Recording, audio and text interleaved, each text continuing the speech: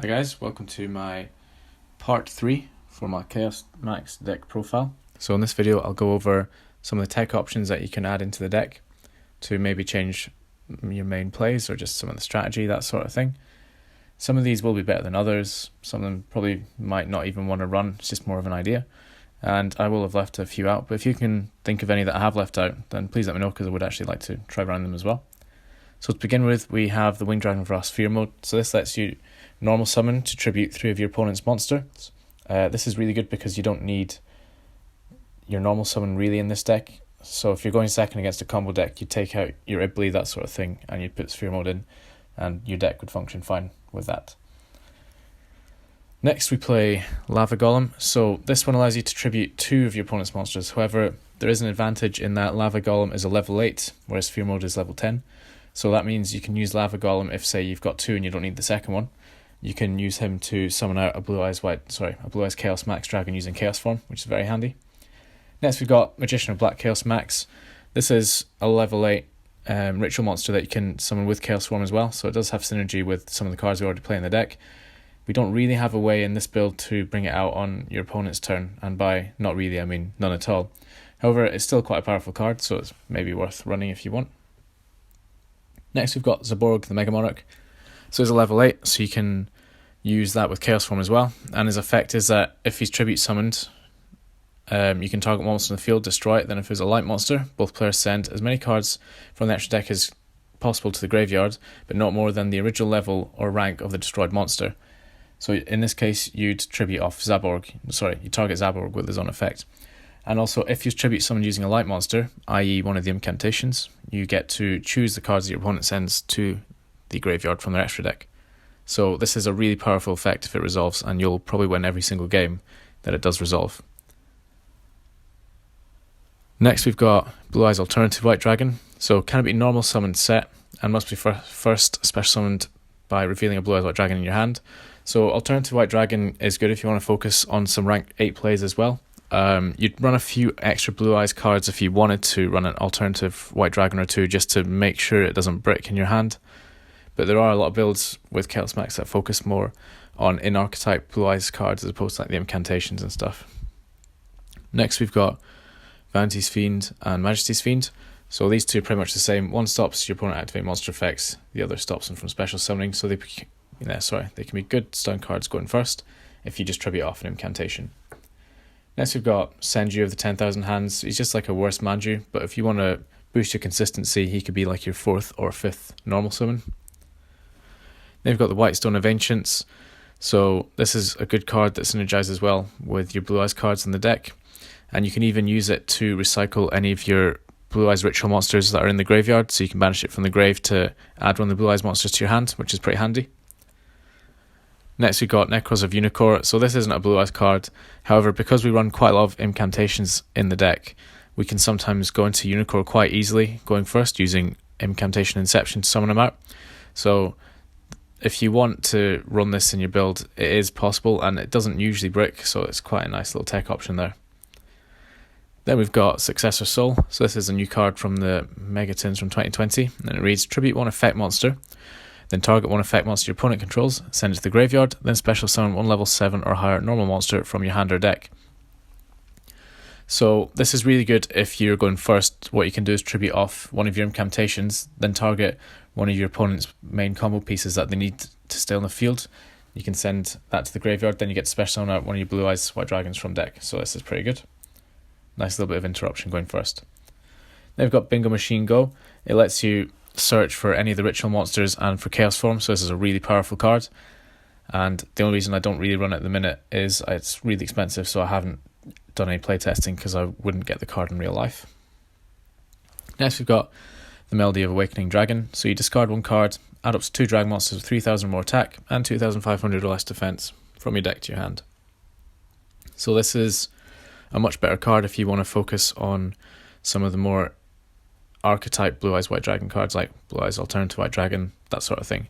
But you can also use it to search out BlueEyes Chaos Dragon and BlueEyes Chaos Max Dragon. The reason I don't run it in my current build is if this gets ashed, then I've just lost 2 cards for nothing because there are no cards in this deck currently that benefit from being discarded.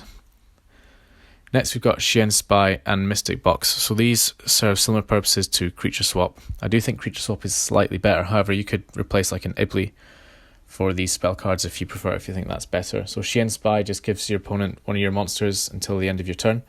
So it's quite nice that they don't have to have a monster on field to use it.